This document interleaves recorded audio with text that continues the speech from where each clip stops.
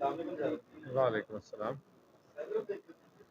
आज की इस हंगामी मीटिंग के बारे में इसका मकसद क्या है? हंगामी मीटिंग नहीं है जी। मैं पहले मुल्क से बाहर था, मैं आ गया हूँ। तो हर जुमे के जुमे मैंने फ़ैसला किया था कि हम मुरीदके में टाइम देंगे। अभी हमारा दफ्तर जो है वो अंडर कंस्ट्रक्शन है। तो यहाँ पे हमने कहा कि बैठ के एक तो जो अपनी इंतज़ामिया है म्यूनसिपैलिटी की, उनसे मीटिंग हो जाएगी।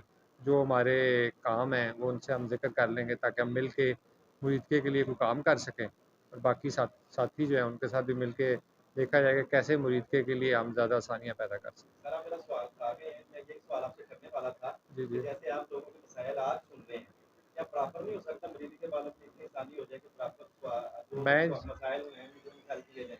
जी, बिल्कुल हो सकता है जी, इसीलिए मैंने फ़ैसला किया कि मैं हर जुमे के जुमे यहाँ बैठा करूँगा जी बिल्कुल। मुरीदके में। और जो लोगों के मसाइल यहाँ पे हैं, वरना तो ख़ैर लोग हमें फ़ोन भी कर लेते हैं, लेकिन सारे लोग लाहौर नहीं पहुँच सकते। मैं हर हफ़्ते को गाँव में बैठता हूँ, तो इसलिए इधर बैठेंगे इंशाअल्लाह ताकि लोगों के मसाइल हल हो सकें। सर, आप अल्लाह पाक आपको एमएनए करे, हमारी दुआ है कि आप नेक तमन्नाएं हमारी आपके साथ हैं।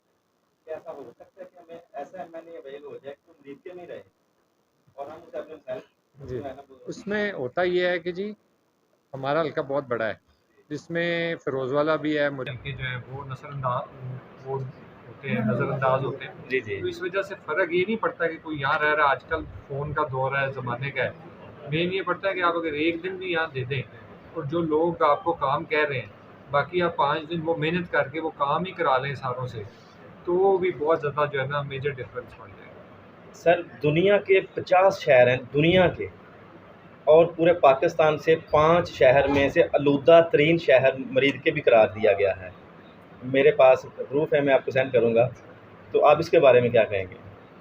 देखें, एक तो खैर मैंने वो स्टेटिस्टिक्स नहीं देखे जी कि पाकिस्तान के 5 आलूदा तरीन शहरों में से ये एक है। जी ज़्यादातर जो आलूदगी है वो है इंडस्ट्रियल वेस्ट की वजह जी से। जी सो जो इंडस्ट्रियल वेस्ट है वो एनवायरनमेंट की होती है, तो उसके अंदर जो है ना किसी एक का कुछ करना बड़ा मुश्किल है।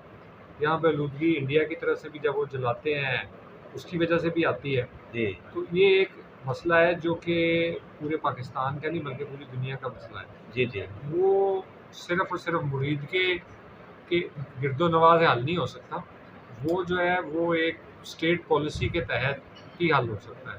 तो उसके लिए ज़ाहिर है वो तो पीटीआई गवर्नमेंट कर रही है जी और वो करती रहेगी इंशाअल्लाह। सर, पीने के साफ पानी का मरीज के ओवरऑल पूरे मरीज के में बहुत मसाइल हैं, लोग सरापा एहतजाज हैं। इस बारे में कुछ देखिए जी, जो पीने का साफ़ पानी है उसका मसला सिर्फ़ मुरीदके में नहीं है, पूरे हमारे एरिया में है। जी और उसके लिए मेरा ख़्याल है जितना काम हम लोगों ने किया, जितना मेरे वालिद साहब ब्रिगेडियर राहत मौलाना भट्टी ने किया है, मेरा नहीं ख़्याल पूरे पाकिस्तान में किसी और एमएनए ने किया हो।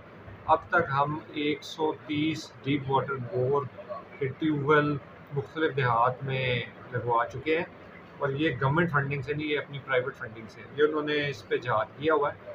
और बल्कि अभी कल ही उन्होंने मुलाकात की है, जो इमरान खान ने एक नई यहाँ पे वो तंजीम बनाई है, वो पाकिस्तान आब के नाम से उसके एमडीज़ है। जी जी और इंशाल्लाह वो अनकरीब अगले 2-3 हफ्ते में हमारे हल्के में आएगा और आके वो हमारे जो ट्यूबवेल लगाए 130 उनको देखेगा और उसकी तर्ज में वो पूरे पाकिस्तान में लगाना शुरू करेंगे।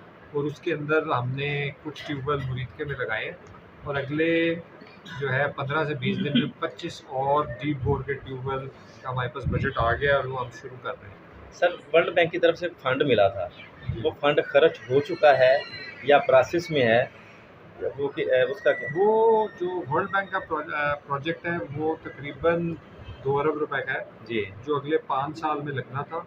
जी पहले साल उन्होंने ज़्यादातर जो है वो मेंटेनेंस और रिपेयर वगैरह पे काम शुरू किया है। इस साल जो भी आ रहा है उसमें तकरीबन 40 करोड़ रुपए है जो कि लगेगा और अगले 2 सालों में जो है वो 1 अरब और लगेगा। उसकी ज़रा थोड़ी-सी ज़रा रिक्वायरमेंट लवाज़मात जिन्हें कहते हैं वो ज़्यादा होते हैं, बट वो अभी अभी आपको ज़्यादा नज़र आना शुरू होगा इस साल और अगले 2 सालों से, तो इंशाल्लाह उससे काफ़ी बेहतरी आएगी। सर, मरीज के वालों के लिए आने वाले वक्त में कोई खुशखबरी है तो सुना दें।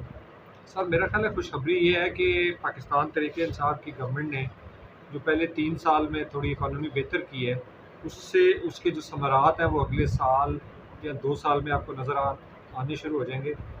सिर्फ़ और सिर्फ मुरीदके के अंदर अगले साल में मेरे अंदाज़े के मुताबिक तकरीबन 1 अरब से ज़्यादा पैसे लगेंगे। सिर्फ मैं मुरीद के शहर की बात कर रहा हूँ, और उससे अगले साल भी हमें उम्मीद है कि 1 अरब से ज़्यादा पैसे लगेंगे। सो अगले 2 साल में तहरीक इंसाफ की गवर्नमेंट तकरीबन 2 अरब रुपए के प्रोजेक्ट्स मुरीद के शहर में लगाने वाली है। सर, ये 2 अरब के प्रोजेक्ट आप बता रहे हैं, पिछली गवर्नमेंट्स की तरह या पिछली जैसे हुकूमतें गुजरी हैं, वो ज़्यादातर कागज़ी कार्रवाई होती रही हैं। क्या अमली भी काम होगा? इंशाल्लाह जी, ये तो वक्त बताएगा ही, हम 2 साल बाद बात करेंगे इसके ऊपर। जी, जी। क्या तो सर, आप अल्हम्दुलिल्लाह एमएनए का इलेक्शन लड़ने जा रहे हैं, आपने ऐलान भी बाकायदा कर दिया है। जी, इंशाल्लाह। तो 3 साल आपके गुज़र गए हैं, 2 साल रह गए हैं। जी, जी। तो आप किस बिहाफ़ पे जाके कौन-सा ऐसा कारनामा आपका कि जो आप लोगों को बताएँगे कि उस बिहाफ़ पे आपको वोट मिलेगा? जी, देखें, जो ये काम जो होता है ना, मैंने इंशाल्लाह जो इरादा है मेरा वो पाकिस्तान तहरीक-ए-इंसाफ की टिकट पे है। जी। सो इसलिए जो कारनामा है वो तो पार्टी का होता है, जो हुकूमत का होता है। जी, जी। तो वो हमारा जो है वो पाकिस्तान तहरीक-ए-इंसाफ का होगा, जिसमें उन्होंने पीछे जो सारे काम किए हैं उसके ऊपर, और आगे जो हम 2 साल इंशाल्लाह करने जा रहे हैं वो उसके ऊपर। उसके अलावा आपने जो इनफरादी तौर पे देखना है कि क्या है, किसकी क्या है। मैंने 22-23 साल जॉब की है, अपने बलबूते भी की है। पहले मैंने इंजीनियरिंग की, इलेक्ट्रिकल इंजीनियरिंग, बाद में मैंने एमबीए किया। दुनिया की मैंने बड़ी-बड़ी ऑर्गेनाइजेशंस में दुनिया पूरे में काम किया। सो उस लिहाज से वो तो अब जो हल्के की आवाम है वो बताएगी कि उनको किस टाइप का नुमाइंदा चाहिए। जी, वो जी। चाहिए जो पढ़ा लिखा हो, जो आपके लिए कोई बेहतरी कर सके, इंसाफ कर सके, या आपको वही घिसे-पिटे सियासतदान चाहिए जिन्होंने यहाँ पे सिर्फ जो है वो पुलिस का राज कायम किया। और वो जैसे आप बता रहे थे कि जी 2 अरब लगते थे, और वो कागजी कार्रवाई का मतलब यही था कि वो सारे पैसे कहाँ जाते थे। ऐसे ही है। ये तो अब जो हमारी आवाम है वो हमारे 5 साल का जो जब इंशाल्लाह इलेक्शन का वक्त आएगा तो जो पीछे 5 साल में हमारी हुकूमत नहीं किया होगा उसका मुवज़ना करेंगे तो उनको खुद ही पता चल जाएगा। सर, क्या हमें पर्ची माफिया से छुटकारा मिल सकता है मरीदके वालों को? मैं मरीदके का रहने वाला हूँ। मैं नेशनल या इंटरनेशनल बात नहीं करूँगा, सिर्फ मरीदके की बात करूँगा। मेरा शहर है, मुझे इसकी फ़िक्र है। जी, जी। पर्ची माफिया जो 2018 के इलेक्शन में आपकी तरफ से भी ऐलान किया गया था, गुरमजा चट्टा साहब की तरफ से भी ऐलान किया गया था कि सबसे पहले जो हमारी फर्स्ट प्रायोरिटी होगी ना, वो पर्ची जो है यहाँ से ख़त्म करेंगे। मरीदके वालों के लिए बहुत बड़ा मसला है, कोई उनको बैठाता नहीं है। यहाँ पे कोई बैठा भी ले तो जाके नंगल सारा उतारते हैं या तहसील हेडक्वार्टर से आगे उतारते हैं। ये बहुत बड़ा मसला है। हाँ जी, ये मसला है। इसका अनफॉर्चुनेटली इशू ये होता है कि ये एक माफिया है जिससे कि जो छुटकारा पाना इतना आसान काम नहीं है, उसके ऊपर लगे हुए। इसमें कुछ उनके पास लीगल कवर भी होता है जी। जिसमें उन्होंने अंदर का कॉन्ट्रैक्ट लिया होता है, वो बाहर वो उसको काम कर रहे होते हैं। तो इंशाल्लाह इसके ऊपर काम करते हैं और आपको 2-3 महीने में फ़र्क नज़र आएगा इंशाल्लाह। सर, 14 अगस्त के हवाले से आप हम नाज़रीन को, आवाम को पैगाम देना चाहें? 14 अगस्त एक बड़ा ही इम्पोर्टेंट दिन है जिसमें पाकिस्तान मार्ज़ वजूद में आया था। तो मेरा ख्याल है उस दिन से हमें ये एहसास होना चाहिए कि हम कितने खुशकिस्मत हैं कि हम एक इस्लामी रियासत में काम कर रहे हैं।